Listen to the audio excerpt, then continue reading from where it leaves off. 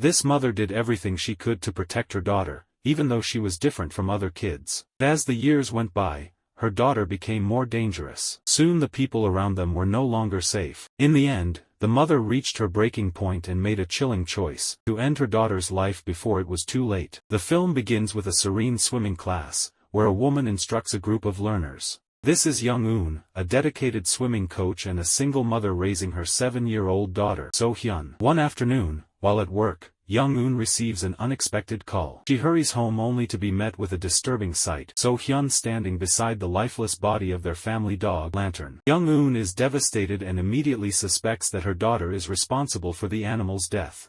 She takes So-hyun to cremate the dog. As she tries to express her sorrow, explaining that someone precious has died, So-hyun remains eerily indifferent. She casually suggests they can simply get another dog. Young-eun tells her that Lantern was like family, irreplaceable, just like her. But her words seem to fall on deaf ears. Later, back at home, Young-eun quietly gathers the kitchen knives, carefully washes them, and locks them away. It's a quiet but telling gesture, because So-hyun is not like other children. Young-eun tells So-hyun to head to the swimming pool after kindergarten. So-hyun admits she hates the water. Despite her protests, Young-eun is insistent. When they arrive at the pool, Young-eun patiently teaches So-hyun how to swim. When they return home, Young-eun's mother drops by unexpectedly. She insists that there's nothing truly wrong with her granddaughter, that the constant visits to the psychiatrist are doing more harm than good. Instead, she suggests that taking So-hyun to church might be the better path. She also announces that she'll be staying for a while, offering to help take care of the child. Later that day, Young-eun runs into Ji-hae,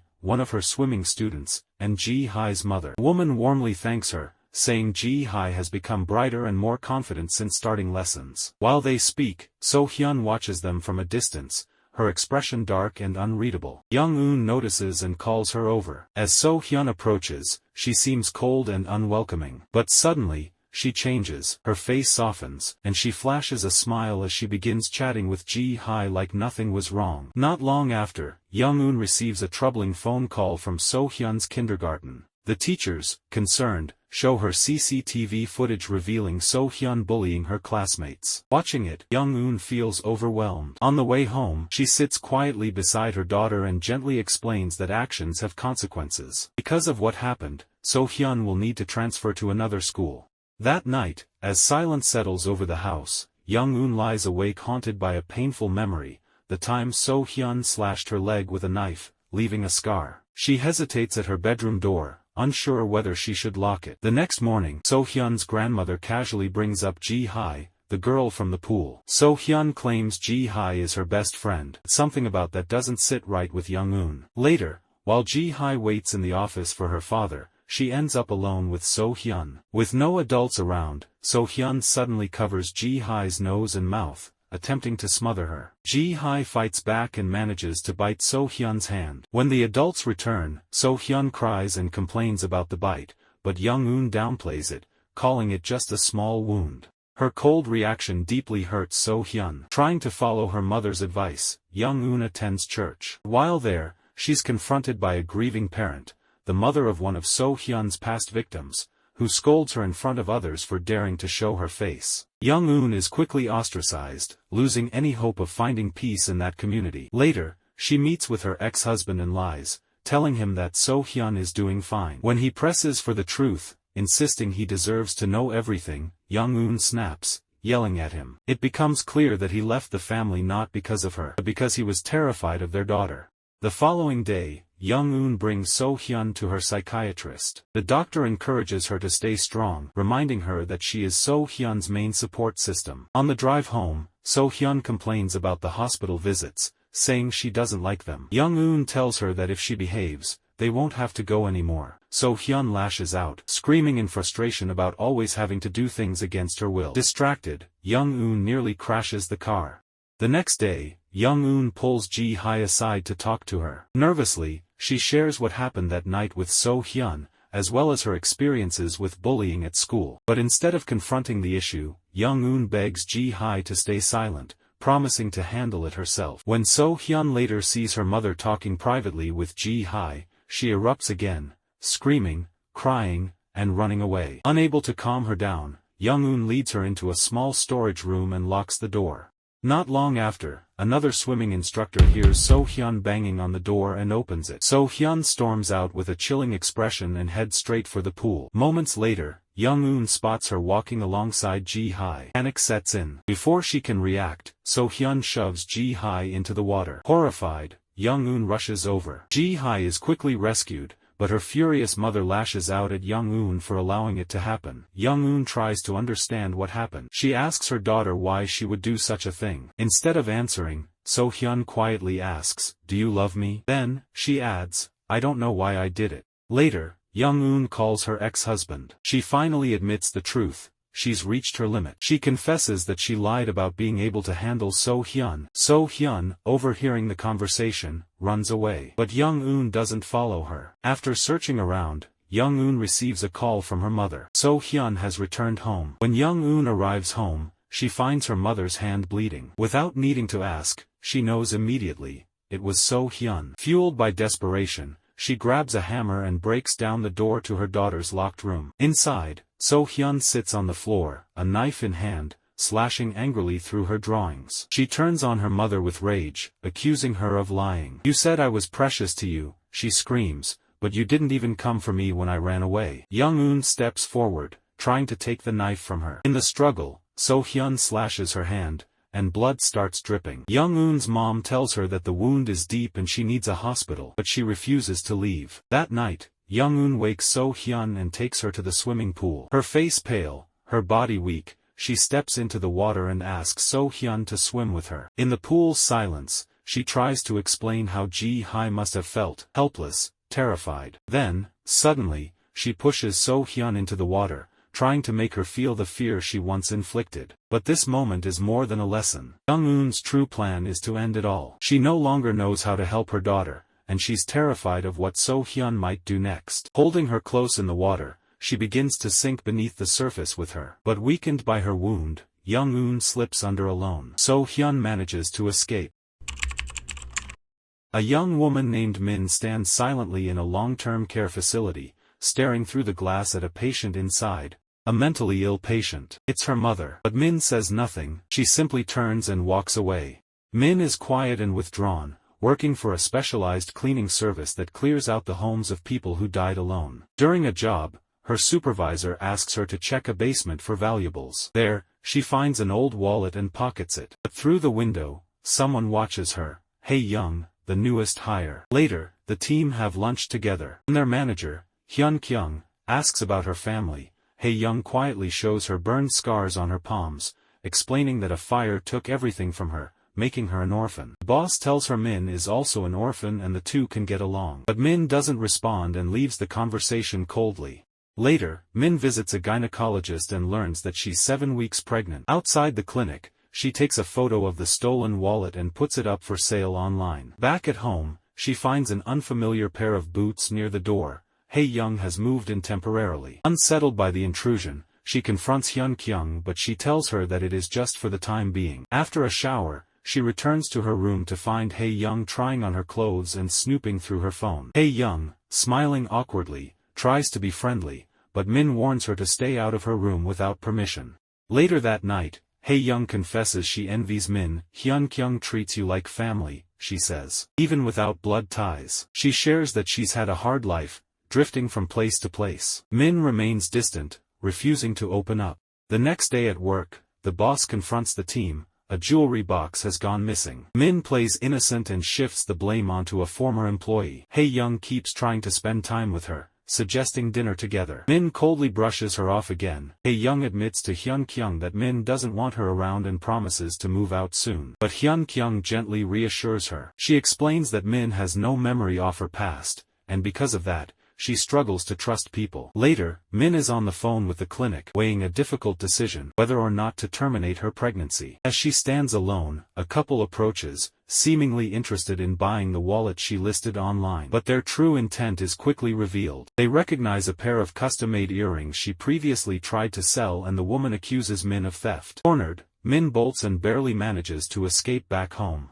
At home, Hyun-kyung and Hae-young are busy in the kitchen, preparing a surprise birthday dinner for Min. Despite their warmth, Min remains distant, uncomfortable with Hae-young's overly familiar behavior. During the dinner, it's revealed that Hyun-kyung once had a daughter, now deceased, which may explain her deep emotional attachment to Min. Later that evening, after a few drinks, Hyun-kyung collapses briefly. Hae-young tells Min that she will be Hyun-kyung's second daughter. Min warns Hae-young not to overstep, reminding her that her stay is temporary. The conversation quickly grows tense. In response, Hae-young takes out the stolen wallet and subtly threatens Min, suggesting that she's kept silent only because she thought of them as family. The next day at work, the tension between Min and Hae-young boils over. Suddenly, Min's ex-boyfriend, Jun Seop, shows up. He corners her and demands Min to get an abortion. When she refuses, he snaps, telling her she's unfit to be a mother. In a rage, he strangles her and throws her to the ground. Just then,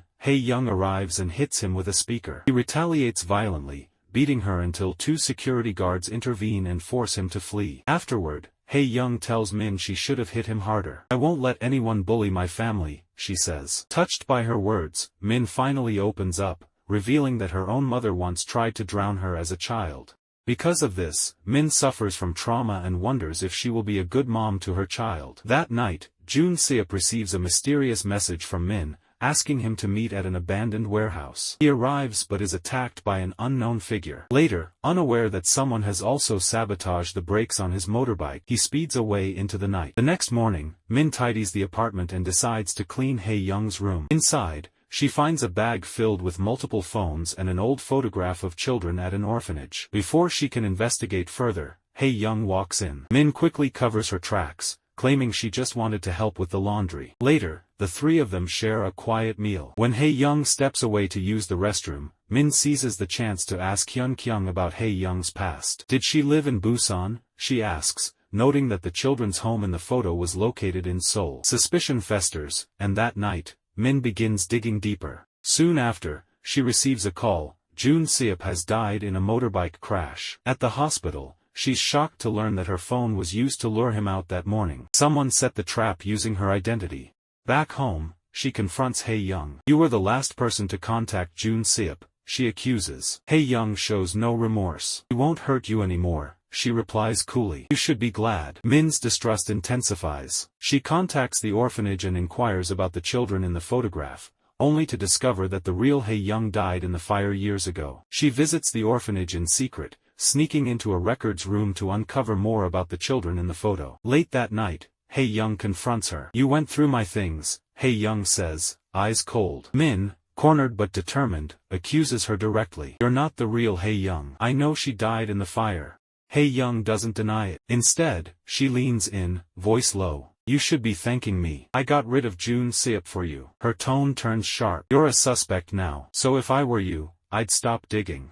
The next morning, Min is sternly reprimanded by her boss after he discovers her history of stealing. The shocking revelation had been exposed by none other than Hae-young. Min later confides in Hyun-kyung, insisting that Hae-young is dangerous and must be removed from their lives. However, Hyun-kyung dismisses her concerns, thinking Min is simply overreacting. Unbeknownst to them, Hae-young is quietly eavesdropping from outside the window. It turns out that Hae-young had told Hyun-kyung about Min's past. Feeling betrayed, Hyun-kyung confronts Min, upset that she hadn't shared the truth with her, especially since they are supposed to be family. In a moment of anger, Min blurts out that she never asked Hyun-kyung to act like her mother and that she only took her in as a way to fill the void left by her dead daughter. Shocked and hurt, Hyun-kyung slaps Min across the face. Heartbroken, Min storms home intending to confront Hae-young, but she finds the house filled with smoke. As she rushes out, someone shoves her, and she falls, landing on Hyun-kyung and injuring her leg. When Min regains consciousness at the hospital, she sees Hae-young beside Hyun-kyung's bed. She quietly asks for a private moment with Hyun-kyung and finally opens up. Min admits she kept her past a secret out of fear of being abandoned again. Hyun-kyung comforts her. She tells Min that she trusts her,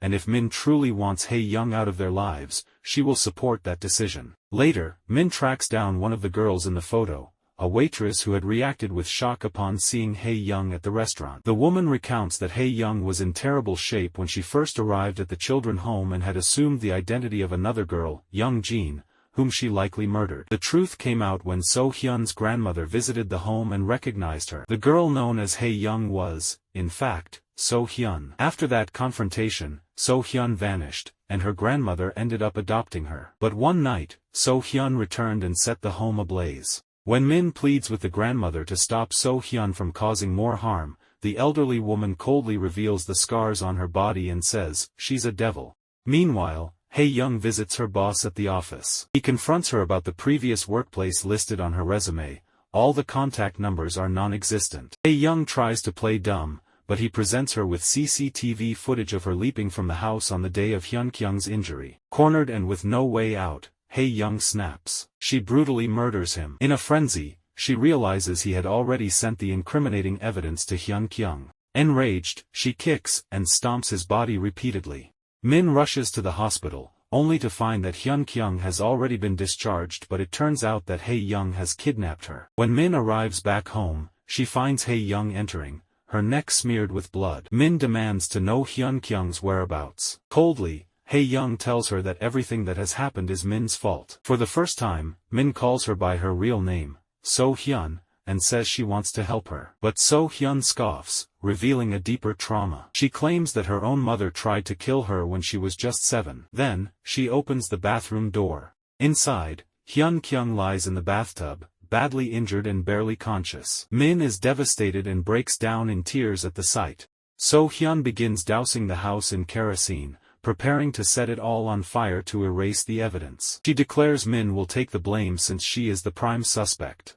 Min calls her insane and warns that she'll end up completely alone if she continues down this path. In desperation, Min lunges at her with a screwdriver, but So Hyun quickly overpowers her. She grabs a knife and threatens Min, but Min continues taunting her, refusing to show fear. At that moment, Hyun-kyung, still alive, musters enough strength to strike So Hyun in the head. As the two women try to escape, So Hyun recovers and plunges the knife into Hyun-kyung. She charges at Min again, but her knife gets caught on the gas stove. Min seizes the opportunity, turns on the gas, and ignites it. Flames erupt, engulfing So Hyun in fire. In the aftermath, So Hyun wanders to a quiet lake, her face burned. She kneels by the water and washes away the blood. From the distance, her mother approaches. For the first time, she speaks to So Hyun with warmth, praising her and wrapping her in a suffocating embrace. She pleads with her daughter to come to the afterlife with her, promising that it's the only way to end her pain. But So Hyun's expression hardens. She coldly replies that she finds pleasure in watching others suffer. Then, without hesitation, she picks up a rock and strikes her mother. This brutal act marks the final severing of their twisted bond, a symbolic point of no return for both mother and daughter.